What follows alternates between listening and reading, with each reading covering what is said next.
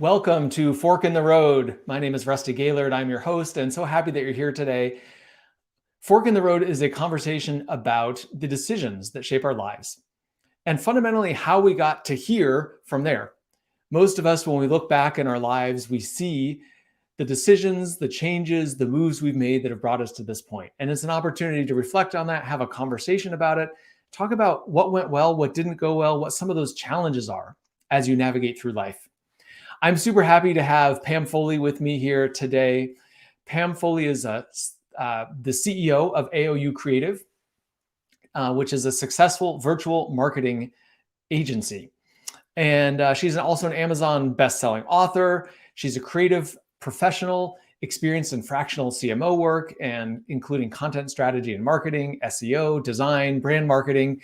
And in her past life, she was an attorney. So I really look forward to hearing about that transition from being an attorney into the brand marketing agency world.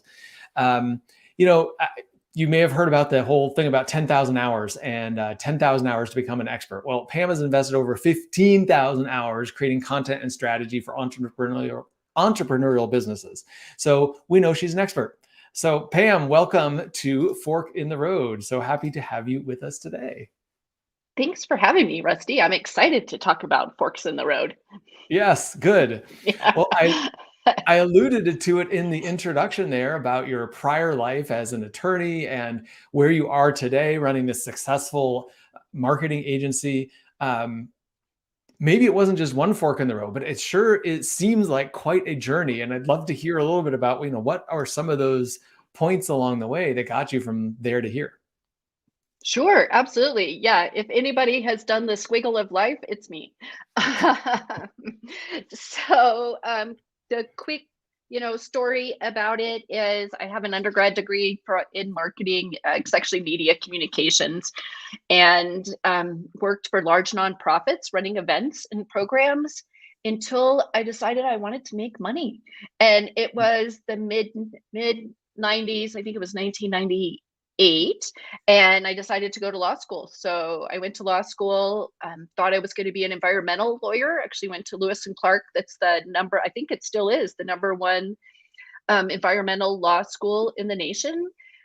Did well, came out, ended up practicing divorce law and not environmental law at all. But for lots of reasons, made the decision to open up my own law firm. I did, and grew it to 3 locations, lots of divorces, busy, successful practice.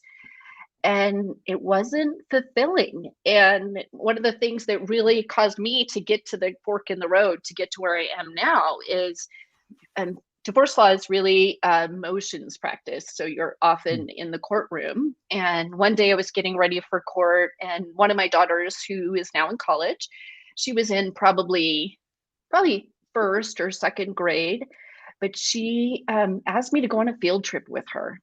And I said I couldn't go because, I was getting ready for court. I had to go to work, as, lots of us do. And she said, "You've never been on one." And it was one of those moments in life that was a lightning strike, right? It didn't end my law practice that day, but it definitely set me on the road to considering what the choices I was making, that I was choosing making money over the person I wanted to be and the parent that I wanted to be, and exchanging for time I couldn't get back. And one thing led to another. And in 2012, I left the practice of law. And in 2014, I opened this business that AOU Creative, as you said, with lots of pivots. Now we focus on content marketing and strategy for tech solution companies. We did have some coaching stuff happening during some of it. I also, on the side, sold $35 million in real estate. But I got there because I wanted to experiment. I wanted to figure out how to not exchange time for money, but still have money, and also be the person I wanted to be. Wow. Oh my gosh. I mean, we could spend in the next several hours talking about all of these things. Right. How much time do we have? Yeah. Yeah, exactly. But the thing that's so interesting to me is there's kind of a theme in there around, well, at least that's at the beginning and the end of that journey, that's about money. And it was about, leaving this, this initial work that you were doing, working with nonprofits. You're like, well, I want to make some money. And you went to law school to do that. And presumably running a law firm with 3 different locations, doing lots of divorces, you were making a lot of money, but then figured out that's not the only thing. And so it seems like it's been a theme. I'm curious to you. Yeah. How does that fit in? Because a lot of us, culturally and as successful people, and we all want money, right? Because but money only is good, to buy you the stuff, the freedom and the options that you want. So I'm curious how you think about money, and especially as it relates to that story you told with your daughter about going on the field trip. There's trade-offs. So how does that fit into your story? Money is important, and we work largely for money, even though I love what I do, right? I would probably do it for free, but I like making money with it, right? And I think that my opinion around money is that it should facilitate the life that I want to live. And I think that I came to a point where I didn't need the stuff of life in the same way. So I didn't necessarily need that, the BMW then is probably a Tesla now, right? Or the right, or just kind of all the trappings of having money. And I was willing to let go of what in our culture is a pretty prestigious career and a successful one. It just became more important than having a big paycheck to spend time I knew I couldn't get back with family. And it was big. Was that a hard decision to come to? Because, yes, it's huge, right? There was a mourning process. It's like a death, because you work really hard to go to law school. You work really hard to be successful at what you do. There's a certain, sort of cultural expectation when you say you're an attorney, you get kind of well known in the area that you're in. People make some assumptions about your life, and it's not what it is on TV, right? I mean, it was tough. And so it's a lot to give up. And a lot of people had questions, and I felt like I had to answer them. And then one day I didn't. Yeah. Well, what was your process to make that decision? Because it's something to give up. You had to explain it to other people. But, there, as you said, there's a mourning process. And most of us don't like letting go of things, whether that's a loved one in our life, a job that we've had, whatever. It's way easier to hold on to what we're familiar with than it is to let that go and make space for something new, which you did. So I'm curious, how did you get the courage to be willing to go through that mourning process in order to shift your life? I think a little bit ignorance is bliss, right? I didn't know when I pulled the plug that it was going to be so hard. I knew that I was very aware that for whatever reason that life is short, right? And I didn't have all the time in the world that my girls were going to be the age they were at. Yeah. And there were things that I knew I couldn't get back. So I made the jump. And then I figured out that there was a mourning process and that there was explaining to do to myself and to others. But so I had to navigate that after I did it. But it was never worth going back. Well, I was just going to ask that. I was wondering if there's any regret, or if anything, like as you're in that process of mourning and kind of explaining it to people, all of that, right? There's some heaviness to that. Or like, oh, there's some work to do here. Was there ever any regret about your decision? No, I mean, of course, there are times that you want the trappings, right? Or there are times that I would miss the prestige of it. And that's a whole different Oprah, right? We'll do a whole nother episode on why that's important culturally to be of a certain status, right? Yeah. So giving that up was sometimes something that I missed, but but how did you do that? Right? I mean, because a lot of us in theory, we say, well, yeah, it's nice to give up prestige and just do what I want to do and have time with my family and all of that. And yet there's a part of us that's been so programmed, and we're surrounded by people who are focused on prestige. And, you owned a prominent law practice with 3 different offices. Like, you had to explain that to people. So how did you come to terms with giving up some of that prestige? Wasn't easy. I Hmm. mean, it was a lot of, I took up yoga and I went on a lot of walks and, how Hillary Clinton walked in the woods to get over the election. I think I was doing the same thing, Yeah. right? And talking to the trees. And at some point, you could breathe through it, but Hmm. it really is like a death. And so you go through this whole mourning process. For a while, you deny, right? I guess Yeah. I'm still an attorney. And then for a while, you're kind of angry, like, what the heck did I do? And then resigned, like, uh-oh, I guess I'm going to work at, Starbucks forever. And then it comes around. Yeah. Well, Hmm. I noticed that as you were talking about your timeline earlier of how you went through this process, it sounded like there was a couple years between when you left the law practice and ended that, and when you started your current business, AOU Creative, which I'm sure looked different then, but it's been through It a did. process. Um, Yeah.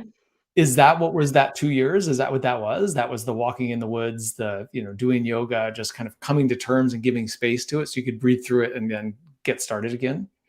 A little bit. But like probably a lot of your listeners, I wasn't quite ready to do what I thought of as nothing, even though staying home, I have to tell you, is not nothing, with kids in a big way. So I ended up working for a Reuters Associated blog service, and I wrote blogs for other attorneys, and I wrote 40 blogs a week Oh, for geez. other attorneys. It was insane. And it was kind of the factory work of writing, but it was the first time I really, so of course I had been doing marketing. I marketed my own law firm, right? Yeah. But that was the first time I really learned SEO, because that was what was important to that. It was about findability for those Mm, attorneys. So it set me on the path that I'm on now, but it was a lot of writing about personal injury, basically. yeah. Well, there's Hmm. something interesting in that too, isn't it? Which is like, this thing that I don't know why you picked it up, but you picked it up probably because it was there and it was income and you had some It was experience, right? It kind of brought right. your skills to bear.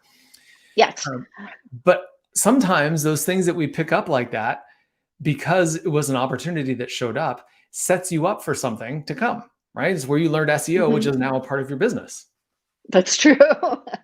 Yeah, and it was where it all put it together. I always thought if you would have asked 10-year-old Pam what she was going to do, I was going to be a writer and a journalist. So Hmm. it's really full circle. But and of course, attorneys, that's what they do, right? Yeah. You write and you tell stories. So Well, it's really I'm the not sure same you can. job. Can you really call that writing though? What attorneys do? Well, it's That's writing okay. in the loosest sense, but it's writing. Yes. Yeah. So it was this opportunity for it to come back full circle. Hmm. Back to, like you just said, what the 10-year-old version of you would have said you would have been spending your time on. And here I am. Yeah. Wow. What more could you ask? Yeah. Yeah.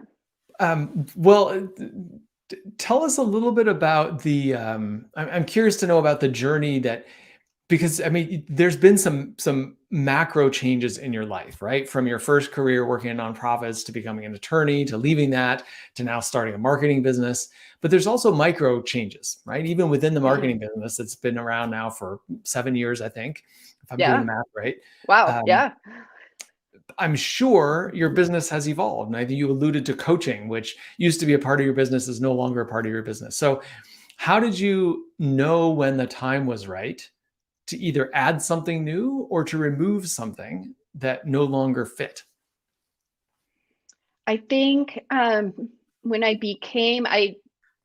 definitely have pivoted over the last years, because I had created these successful businesses in the past. People wanted me to teach them that. So that was a focus for Mm, a while. Teaching entrepreneurship. I even did it at local universities, but to other entrepreneurs, and then pivoted away from that when I found that I was working, when it became work. So now I really like what I do, right? I'm yeah. writing, I'm having a great time, but when it's work, that's not as much fun. And Mm, it's harder to get clients, and it's harder to justify not going and divorcing people, right? yeah. And yeah, when it became work, it was time to pivot. That's so interesting. I mean, work is it's a very broad word, right? Because like, oh, I'm Mhm. going to work. but that can feel like work, like you were just saying. You got to like bring yourself to do it because there's some resistance. You don't particularly Like like it. pushing a boulder up a hill. When it feels Mm, like that, it's not worth it. yeah, yeah. Hmm. I think that's such an important point there, because so many people think what work is pushing a boulder up a hill, right? It's like, well, that's just Right? what work is. But you're describing this different relationship to your job and your work that doesn't feel that way to you. How does it It, feel if it's not pushing a boulder up a hill? it's not at all. It's really to get kind of woo. I mean, it's attracting. It's really attracting the success that I have. I mean, 5 people called me yesterday to talk about working with them. I mean, it's there's truly a flow Hmm. in the work that we do and bringing people to the business. And that's the other part of it. As I built this business and figured out that not everybody fits in this corporate mold of doing what they're supposed to do. Now I hire other former professionals, other attorneys, people with MBAs, people with masters, finial degrees in their fields, and I hire them because they want to do the same thing, right? They want to have the freedom to do what they want to do, but live the way they want to live. Hmm. And it's all kind of weirdly in concert, and synchronicity applies, and it's very woo, but it's cool. Well, I think that's a great distinction, right? If work is feeling like pushing a boulder up a hill, there's something that's not right. It should feel like more like a Mhm. flow. It should feel like it's flowing. And um, I believe most I of the mean, it has its people. moments, don't get me wrong, but yes. Oh, yeah, of course. Yeah. I mean, I think we always have to think about life in that way, right? You can't look at each individual moment and say this moment isn't perfect. You always have to look at a broader time horizon and say, is this over this time horizon? Is this feeling right and good? Yeah, agreed. Um, well, and I believe you describe the people that you're hiring into your business as people like you. So to Mhm. tell us a little bit more about that, because I think that's another compelling aspect of what you're building. Yeah, it's my favorite part. So this whole mission is that I hire, as I said, former professionals who are really, I call them corporate misfits. So they're people who are women who've stayed home with their kids, or they're often women over 40. They're people over 40 who are just experienced and aren't wanted in the corporate world anymore, or don't. A lot of employers, even though there seems to be this hiring shortage, right? I think it kind of depends on who you ask, Hmm. because if they don't check a specific set of boxes, they simply can't get a job. They're truly unemployable. Hmm. And those are the people that I employ. And I love that. And Yeah. I find them at the dog park. I get introduced by other moms, and it's the best recruiting method ever, Yeah. because I get really talented people. And I think it's important to say that they're smart, successful people. I mean, you said, right? JD, Absolutely. MBA, whatever, they've had their success, but for some reason, they're part of those millions of people who've dropped out of the labor force right now, who aren't even looking. And yet there's a huge opportunity, and they're smart, capable people. And they So it sounds truly like a really cannot cool get connection. jobs. Yeah. I mean, I have people who've sent 80, 100 resumes, nothing, crickets. Yeah. And Yeah. like on their resume, insanely talented. Hmm. Hmm. Hmm. Yeah. I get Amazing. shocking. I get kind of fired up. Yes. It's Well, that's shocking. Yeah. fantastic. I think it's great. So, Pam, this is awesome. Thank you so much for sharing about this and just diving a little Of bit course. deeper into, the not just the decisions, but what's behind the decisions. What's it like to go through that process? So I appreciate you sharing that. And I hope that Of everyone listening course. finds that really valuable. How can Me people get in too. touch with you, both on both sides, both as a client in your marketing business, but also if there is someone who's one of those corporate misfits who wants to reach out, what's the best way to connect with you? Yeah, I'd love to talk to both. The best way, probably reach out to me on LinkedIn. So I think it's Pamela Parker Foley. You can look me up. It's got my picture on it. Look me up, DM me there, or feel free to reach out to me at pam@aoucreative.com. Awesome. Well, Pam, thank you so much for this. It was great to have you on, and thank you for Thank sharing you. about your forks in the road. Absolutely. Thanks for having me.